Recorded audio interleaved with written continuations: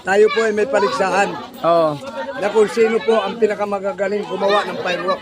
Oo. Isa ang Pinamalayan ng kasali, isang Kalapan, at isang Puerto Galera. Yan pong tatlong yan ay maglalaban-laban sa pagandahan ng fireworks.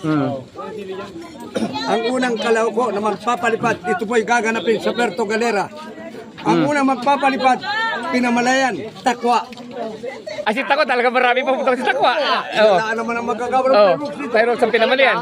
Pag sinabing Takwa. Pinalipad na. Pinalipad ay alas 9 ng gabi. Ay tumigil na ng susi ay ang liwanag. 2 oras. Oo. Ang sunod na kalahok, Kalapan. Palipad din ng Kalapan.